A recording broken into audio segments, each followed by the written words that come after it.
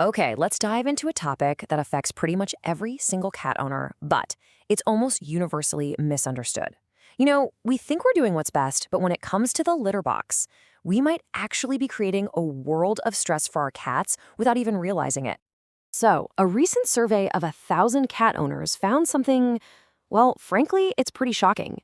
A staggering 98% of them were making a critical mistake with their cat's litter box. Just let that sink in for a second.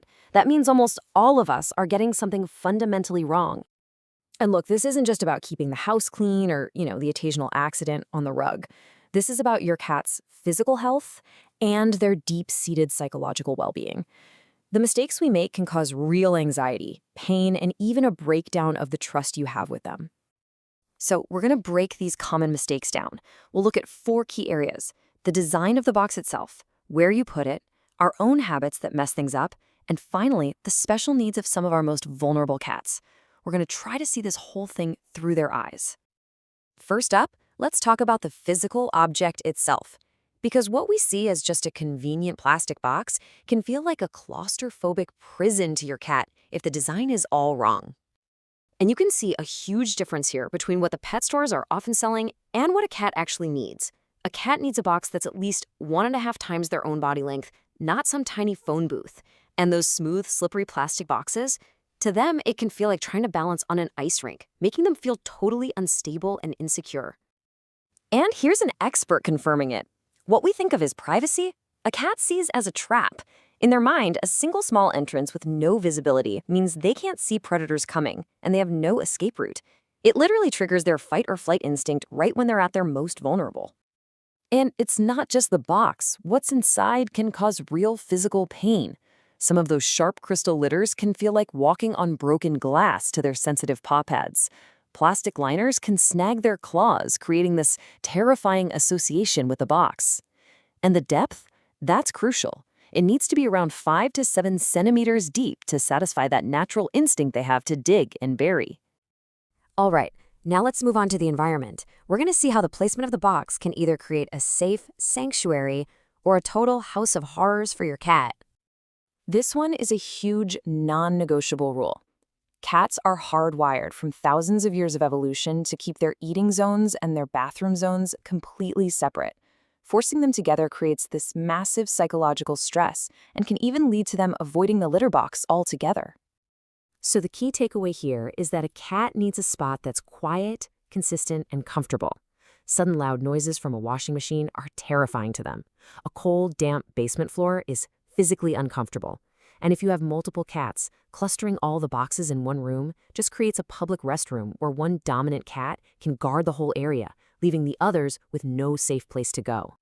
Okay, now it's time to turn the lens on ourselves and our own behaviors.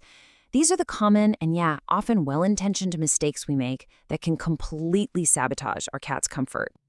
Just think about this for a second. A cat's sense of smell is at least 14 times more powerful than ours. Their entire world is defined by scent in a way that we can barely even imagine. And that's exactly why this is so important. What smells fresh and clean to us is just an overwhelming chemical assault to them. Scented litters don't just overwhelm their senses, they also cover up the natural scents that cats rely on to feel secure in their own territory. So always, always choose unscented. And this isn't just a friendly suggestion, this is a fundamental formula.